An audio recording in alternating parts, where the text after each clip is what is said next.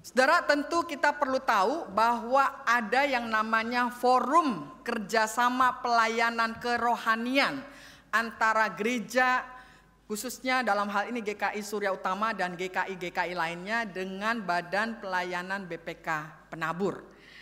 Nah saudara, hari ini tema yang diangkat pas sekali, karena hari ini akan dilantiklah orang-orang yang akan duduk di FKPK itu. Hari ini bicara tentang hati seorang pemimpin. Dan konteksnya sangat tepat juga dengan situasi zaman kita saat ini. Kondisi kita saat ini sebagai bangsa Indonesia. Saudara, kita tahu bahwa akhir-akhir ini kita ini sedang disuguhkan apa yang namanya drama. Ya, orang kalau nonton drama kan seneng ya. Tapi ini drama yang tidak menyenangkan. Kenapa? Dramanya itu adalah drama politik. Drama politik yang membuat hati kita ini menjadi miris. Hati kita ini menjadi pilu. Bagaimana mungkin situasi ini bisa begitu terjadi? Dari sebuah bangsa yang kita yakini adalah bangsa yang menegakkan demokrasi. Kenapa? Karena kita lihat saudara-saudara, banyak para politikus sekarang ini sedang berlomba-lomba. Berlomba-lomba untuk bukan menunjukkan panggilannya sebagai para pejabat negara yang dipercayakan rakyat, tapi justru sebaliknya menjadi orang-orang yang mempertontonkan kebolehan mereka untuk menjadi penguasa yang senantiasa ingin melanggengkan segala kekuasaan mereka. Semboyan yang ada adalah politik adalah seni. Seni untuk apa saudara? Ternyata seni untuk membuat hal-hal yang tidak mungkin itu menjadi mungkin. Dan itulah yang dipertontonkan saat ini kepada rakyat kita. Dan tidak tanggung-tanggung saudara, segala cara-cara pragmatis itu dilakukan. Asal kekuasaan saya itu bisa terus bertahan ataupun mencapai kekuasaan yang diimpi-impikan itu. Bahkan mereka tidak segan-segan berpolitik dengan segala macam cara. Mulai dari cara-cara yang halus, kelihatannya mulus, yaitu menyesuaikan diri dengan undang-undang yang berlaku. Tetapi di balik itu sebenarnya sedang mengakali aturan-aturan yang ada. Bahkan tidak segan-segan melakukan praktek-praktek kotor. Agar apa? Agar tujuan mereka tercapai. Semuanya mengatasnamakan demi rakyat. Nah saudara, itulah yang terjadi saat ini. Kalau segala sesuatu dilakukan dengan mencapai tujuan-tujuan, masihkah tujuan-tujuan kotor, masihkah para elit ini sesungguhnya memikirkan rakyatnya? Saudara, rasanya kita harus mengakui bahwa sekarang ini kita sedang menonton begitu banyak orang-orang munafik. Orang-orang yang pandai bersilat lidah. Kata-kata yang menyenangkan rakyat. Tapi di balik itu sebenarnya ingin melanggengkan kekuasaan. Nah saudara, karena itulah sebagai seorang Kristen kita ingin belajar. Siapapun kita kan ditempatkan Tuhan menjadi pemimpin. Harus pemimpin yang seperti apa sih yang Tuhan mau? Saudara, jelas bahwa di dalam pembacaan kita, terutama di dalam Injil Markus, terlihat sekali bahwa Tuhan sangat menentang apa yang namanya kemunafikan. Ia mempertanyakan betapa kerasnya para pemimpin-pemimpin agama Yahudi itu mempertahankan adat istiadat mereka yang dikaitkan dengan kekudusan, lalu melarang orang-orang makan tanpa membasuh tangan. Padahal sebenarnya mengapa? Kan itu bagus gitu ya. Apa yang dilakukan oleh ahli-ahli Taurat, orang-orang Farisi itu sebetulnya kelihatannya bagus. Tapi inilah, Tuhan tidak hanya tahu apa yang di luar. Tuhan tahu hati setiap orang yang melakukannya. Motivasi apa sih yang ada di dalam orang itu?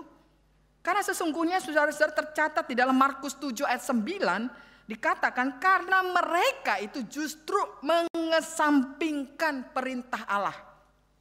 Supaya apa? Supaya mereka dapat memelihara adat istiadatmu sendiri. Jadi adat istiadat yang sudah bercampur baur dengan keegoisan mereka, kepentingan-kepentingan pribadi atau kelompok mereka saja. Nah, para pemimpin tersebut kemudian juga membebani umat atau juga rakyat pada saat itu dengan berat. Sementara mereka maunya yang ringan-ringan saja. yang enak-enak saja. Mereka membebaskan diri mereka dari tanggung jawab sebagai seorang pemimpin yang harusnya mampu kehidupannya itu diteladani. Dan mereka jelas-jelas tidak melakukan perintah Allah. Mereka hanya jelas-jelas mementingkan nilai-nilai adat istiadat. Yang nilainya sebenarnya adat istiadat ini di bawah perintah Allah. Nah, saudara, pemimpin seperti ini sebenarnya boleh dikatakan adalah pemimpin yang mau enaknya sendiri dengan membebani umat. Dan sungguh tragis, saudara, tindakan mereka ini tega sekali melakukan seperti ini gitu ya. Mereka ini pun punya jabatan dan kekuasaan tapi tidak mempunyai hati. Makanya hari ini kita bicara tentang hati, bukan bicara apa yang terlihat di luar pencitraan dan lain sebagainya. Mari kita bicara tentang hati. Apa yang ada di dalam hati seorang pemimpin ketika seseorang diberi kepercayaan oleh Tuhan sebagai seorang pemimpin. Saudara-saudara, ini jelas dikatakan kenapa Tuhan bicara tentang hati. Tuhan mengangkat ini lewat pembacaan yang ada di dalam Markus pasal 7 ayat 6 sampai 7 mengatakan, tepatlah nubuat Yesaya. Ini berarti dari ribuan tahun yang lalu di zaman Yesaya itu dikatakan demikian. Tepatlah nubuat Yesaya tentang kamu, hai orang-orang munafik, seperti ada tertulis, bangsa ini memuliakan aku dengan bibirnya, padahal hatinya itu jauh dari aku.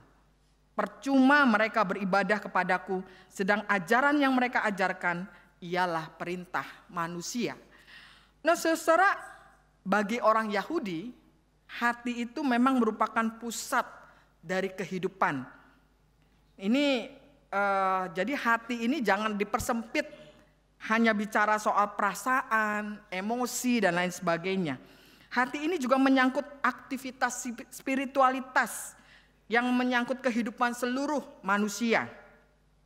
Hati sekali lagi bukan hanya ya bicara soal perasaan, tentang emosi, melainkan juga tentang jiwa, tentang pikiran, tentang pengertian, tentang pertimbangan dan kebijaksanaan. Itulah hati yang dimaksudkan dalam konteks orang-orang Yahudi.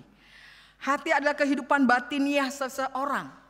Ia adalah rumah dari pribadi-pribadi yang darinya seseorang diarahkan sesuai dengan hatinya untuk mempunyai hati yang baik, hati yang tulus, hati yang perasaan, pikiran dan karakternya itu selaras dengan apa yang Tuhan kehendaki. Dengan hati demikianlah tidak akan ada sebenarnya kebohongan-kebohongan, kepura-puraan dan cara-cara yang jahat untuk merugikan orang lain. Hati yang didasarkan pada ketulusan adalah hati yang berintegritas. Karena itu seorang pemimpin juga harus dilihat dari integritas yang dibangunnya, dari nilai-nilai baik yang dianutnya, dan konsistensi dalam menjalankan nilai-nilai itu, serta berkomitmen untuk menghidupi berapapun harga yang harus dibayar oleh seorang pemimpin. Saudara, semua kita adalah pemimpin. Jangan kalau kita bicara pemimpin selalu menunjuknya pemerintah begitu ya. Ayo mari bicara pada diri kita masing-masing. Entah kita memiliki kepemimpinan secara formal atau juga informal, baik itu di tempat kerja, dalam organisasi, dalam kehidupan keseharian kita harus menyadari bahwa kita ini memang dipakai Tuhan dimanapun kita berada, entah di gereja. Seperti hari ini akan dilantik saudara kita yang ada di FKPK, ya. Dan juga tentunya di dalam keluarga kita masing-masing serta kepemimpinan untuk diri sendiri. Nah, karena itu saudara, bagaimana sih memiliki hati seorang pemimpin, hati yang berintegritas? Tentu ada banyak hal bisa dikatakan, tetapi hari ini saya ingin mengajak kita untuk melihat 4 hal. Bagaimana memiliki hati pemimpin yang berintegritas. Yang pertama, saudara, menurut saya itu adalah seorang pemimpin yang baik itu harus memiliki hati yang terpanggil. Hati yang terpanggil itu seperti apa sih? Hati yang terpanggil itu saudara adalah hati yang hancur melihat penderitaan orang lain. Hati yang gelisah melihat penderitaan orang lain. Seseorang yang menjadi pemimpin karena merasa terpanggil untuk melakukan sesuatu perubahan atau mencapai sebuah visi untuk menjalankan sungguh-sungguh misinya. Tentu berbeda saudara-saudara dengan hati seorang pemimpin yang dasarnya itu hanya melaksanakan pekerjaan, melaksanakan kewajiban, melaksanakan aturan-aturan atau adat istiadat. Ya, seperti contohnya ya orang-orang Farisi, ahli Taurat, dan juga semua kita yang bisa terjebak di dalam hati yang hanya menuruti kewajiban-kewajiban saja, tapi tidak punya gerakan yang sungguh-sungguh. Nah, saudara-saudara bisa mendapatkan contoh yang sangat jelas dalam hati Yesus. Di dalam Matius 9 ayat ke-36, apa hati yang dimiliki Yesus? Yesus melihat orang banyak itu, maka dikatakan tergeraklah hati Yesus oleh belas kasihan kepada mereka. Karena mereka lelah dan terlantar seperti domba yang tidak bergembala. Itulah hati Yesus, hati yang digerakkan, hati yang hancur melihat penderitaan-penderitaan yang ada. Itulah juga hati yang kalau kita bisa lihat dari seorang Nehemia sebenarnya. Kalau kita melihat di dalam Nehemia 1 ayat ke-4, itu Nehemia juga merindukan sebuah Yerusalem yang baik. Jadi ketika dia mengatakan, ketika aku dengar berita ini, berita tentang Yerusalem yang porak-poranda itu, duduklah aku menangis dan berkabung. Selama beberapa hari aku berpuasa, aku berdoa kehadirat Allah semesta langit. Supaya apa?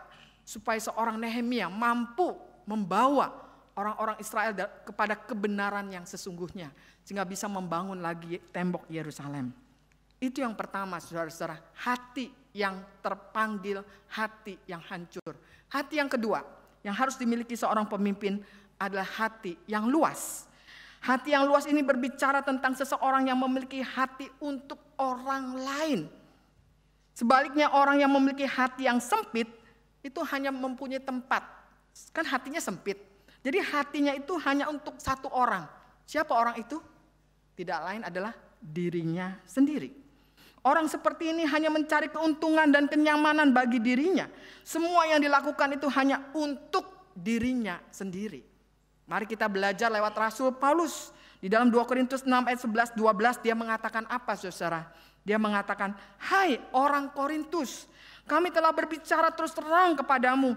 Hati kami terbuka lebar bagi kamu. Dan bagi kamu ada tempat yang luas dalam hati kami. Tetapi bagi kami hanya tersedia tempat yang sempit di hati kamu. Karena saudara, mari kita bertanya. Hati yang kita miliki itu hati yang luas atau hati yang sempit? Itu yang kedua. Yang ketiga, hati seorang pemimpin itu adalah hati yang besar atau hati yang berani. Seringkali para pemimpin diperhadapkan pada pilihan yang sulit, bahkan pada situasi yang sangat krisis. Justru saat-saat seperti itulah, saudara-saudara, kita diperlukan keberanian. Kita harus berani untuk menjadi seorang pemimpin mengambil sebuah keputusan yang kadang-kadang tidak menyenangkan, tidak populis. Keputusan yang memberikan pengharapan bagi setiap orang yang menderita, yang sulit. Disitulah panggilan kita. Saudara, kita ingat akan Yosua. Yosua adalah pelanjut dari kepemimpinan Musa. Yosua, pada saat itu Musa mengingatkan Yosua untuk mampu menyeberangi sungai Yordan, merebut tanah perjanjian. Musa memberikan nasihat kepada Yosua untuk tidak tawar hati menghadapi tantangan di hadapan mereka. Bagaimana mau membawa rombongan besar para pengikutnya kalau pemimpinnya aja penakut. Jadi pemimpin itu harus berani. Itu hati yang ketiga. Hati yang keempat saudara. Hati yang keempat itu adalah ini yang seringkali sulit bagi seorang pemimpin. Apa itu? Hati yang kuat. Hati yang kuat itu berbicara tentang seorang pemimpin yang tidak tidak baperan. Dapat menerima perbedaan pendapat, dapat menerima kritikan, dan juga mudah memaafkan. Dan saudara-saudara, kalau kita melihat banyak sekali sebenarnya para pemimpin-pemimpin ini yang baperan, yang membiarkan luka-luka di hati mereka. Akibat mereka menjadi mudah tersinggung, lalu jadi mudah marah, bahkan hidup dalam amarah dan kepahitan. Nah, sebagai pemimpin, keadaan hati mereka itu akan mencerminkan tuh keputusan-keputusan apa yang diambil, perkataan-perkataan apa yang akan dikatakan, dan perbuatan apa yang ia akan lakukan. Kalau dia terluka, maka dia akan bisa melukai orang lain. Makanya para pemimpin ini harus terus-menerus healing ya. Healing ini dalam arti pemulihan. Karena kadang-kadang memang memimpin sebuah rombongan besar dengan segala pemikiran, pendapatnya, yang kadang-kadang sudah capek, sudah lelah, sudah stres aja masih dinilai negatif. Nah kalau kita nggak punya hati yang besar, hati yang kuat, yang kokoh, ya udah keputusan-keputusan kebijakan yang kita ambil bukan lagi yang jernih untuk membawa hal yang baik, tapi seringkali jadi hal yang melukakan orang lain. Itulah sebabnya kalau kita ingat juga bagaimana Musa mengingatkan Yosua agar di dalam setiap kepemimpinannya itu selalu menguatkan diri. Dalam Ulangan 31 ayat ke-6 dikatakan, kuatkanlah dan teguhkanlah hatimu, janganlah takut dan janganlah gemetar karena mereka, sebab Tuhan Allahmu, dialah yang berjalan menyertai engkau, ia tidak akan mengabaikan kamu dan tidak akan meninggalkan kamu. Artinya siapapun juga yang dipilih Tuhan untuk menjadi para pemimpin, sebenarnya sudah ada sumber kekuatan yang luar biasa. Cuman seringkali pemimpin hanya memikirkan dengan kekuatan kemampuannya sendiri, sehingga lelah, stres, bingung, dan akhirnya udahlah saya nggak mau melanjutkan, atau diam-diam nggak mengatakan pada organisasinya gitu ya, lalu hilang begitu saja begitu ya. Nah saudara, saya yakin secara khusus teman-teman yang ada di dalam forum kerjasama pelayanan kerohanian ini akan menyelesaikan seluruh tugasnya sampai selesai. Karena mereka adalah pemimpin-pemimpin yang punya hati Kristus, hati yang baik, sehingga mereka mampu untuk melakukan semua itu dengan kerendahan hati mereka dan melakukannya demi kemuliaan nama Tuhan. Amin.